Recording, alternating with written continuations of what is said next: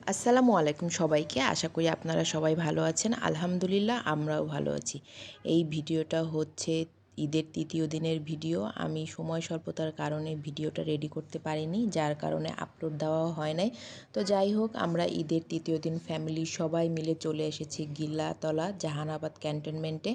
এখানে এসেই তো প্রথমে দেখলাম প্রবেশ মূল্য আগে ছিল ১০০ টাকা, এখন করেছে ৮০ টাকা। আর ফ্যামিলি মেম্বার ১০ জনের উপরে গেলে বিশেষ ডিসকাউন্টের ব্যবস্থা আছে। আমরা আসলে আনোয়ার ভাইয়ারা চলে আসছিল আগের গাড়িতে এবং আমরা পরের গাড়িতে, যেহেতু লেট করেছিলাম আমরা। তো আনোয়ার ভাইয়ারা আগে আগেই ঢুকে পড়ে, যার কারণে আমরা ১০ জনের প্যাকেজটা পাইনি। তো যাই হোক, আমরা টিকিট কেটে ভিতরে চলে আসলাম। এই যে ভিতরে এসে আমরা গরমে সবাই বড়রা এখানে বসে পড়েছি, রেস্ট নিচ্ছিলাম। আর ছোটদের তো রেস্টের কোনো কথাই নাই, ওদের যেহেতু খেলার জায়গায় এসেছে, ওদের ফুল এনার্জি আছে। ওরা এখানে আসলে ওদের এনার্জি শেষ হয় না। তো যাই হোক, ওরা খেলাধুলা করছিল আর এদিকে আমরা আমাদের ফ্যামিলি পিকচার, বাবুদের পিকচার, ভিডিও এইগুলো করছিলাম। আর আমি ছোটুকে নিয়ে একটু ছবি তোলার চেষ্টা করছিলাম, কিন্তু সে তো কিছুতেই ছবি তুলবে না, তাই একটা শর্ট ভিডিও নিলাম। দেখেন তারপরও তার কি মন খারাপ। তো ওইখান থেকে আমরা ঘোরাফেরা শেষ করে এখন আমরা চলে যাব আমার বড় আপার বাসায়। আপার বাসা হচ্ছে ফুলতলায়, গিলাতলা থেকে খুব কাছে। এর জন্য আমরা খুব তাড়াতাড়ি চলে আসতে পেরেছি আপার বাসায়। এই যে আপার বাসা দেখেন, চারিদিকটা সবুজে ঘেরা, প্রকৃতিতে ঘেরা তার বাসাটা, গ্রামের বাড়ি। খুবই ঠান্ডা বাতাস ছিল, এত একটা গরম লাগেনি। তো যাই হোক, আমরা এখানে এসে খাওয়া দাওয়া শুরু করলাম। ভাবিরা আর এই যে বাড়ির বড় মেয়ে সুমি আমাদের খাবার দিয়েছিল। আমরা এই যে খেয়ে নিলাম মজার মজার সব খাবার।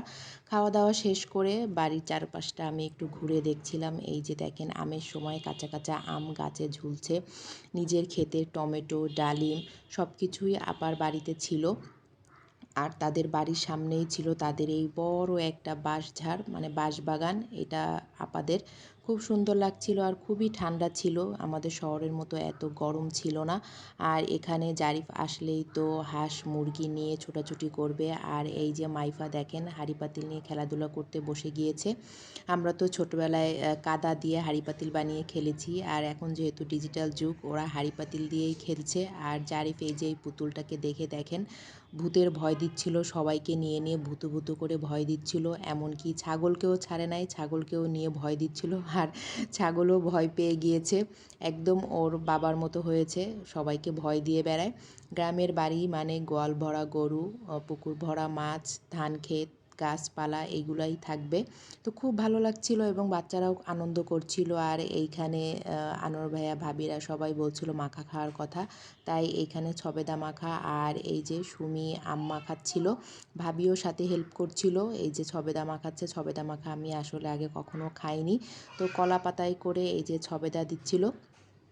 সবেদা মাখাটা মজা হয়েছে, কিন্তু একটু কষকষের কারণে গলা আটকে লাগছিল। আর আম মাখাটা খুবই খুবই মজা হয়েছে। থ্যাংক ইউ সুমিকে এত সুন্দর করে আম মাখানোর জন্য। মাখা খাওয়া শেষ করে কিছুক্ষণ পরেই আমরা দুপুরের খাওয়া দাওয়া শুরু করি। মাটির চুলায় সব রান্না হয়েছে। খাওয়া দাওয়া শেষ করে রেস্ট করেই আমরা বাসায় চলে আসি, যে যার বাসায়।